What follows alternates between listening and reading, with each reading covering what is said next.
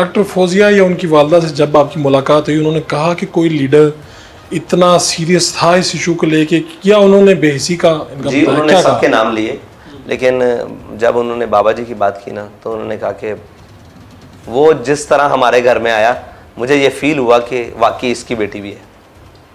मुझे ये फील हुआ कि मेरे बाद अगर किसी की बेटी है तो वो खादिम हुसैन रिजवी की बेटी है। जिस दर्द से वो आया और जिस कर्ब से वो हमारे पास पहुंचा, तो ये उन्होंने मुझे कहा कि बेटा आपने, मैं कि जी माँ जी हाँ, वो उनकी बहन है हमारी, तो वो माँ की हैसियत रखती है, आप हमारी।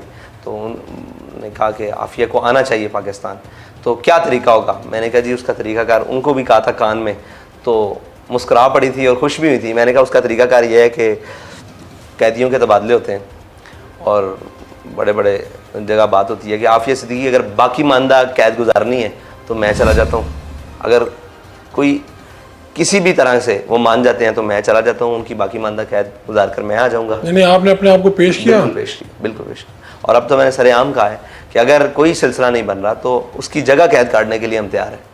क्या उनको बनना चाहिए ना, मतलब इतनी तो होती है, ये पेरोल बनता है, आपको याद हो कि पाकिस्तान में भी कानून मौजूद है, पेरोल बनता है, तो पेरोल पर भी रिहा हो सकती हैं। और अगर वो कहते हैं कि जैसे रेमंड डेविस किया है यहाँ से, तो उसके बदले में कर्नल जोसेफ किया है, पाकिस्तानी को शहीद करें। मतलब खामोशी से इतनी वारदातें डली हैं, क्या वो पाकिस्तानी नहीं थे?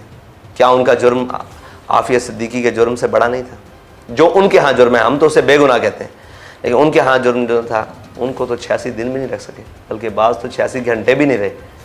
उनको हमने इतने प्रोटोकॉल से भेजा है, और वो थे भी मर्द, एक खातून, सारी बातें। तो साए मौत की सज़ा भी जो है ना, किसी के कत्ल की सज़ा भी, वो भी 23-24 साल ही है। वो तो दिन रात डाल के की जाते हैं, इन्होंने तो स्ट्रेट काटी।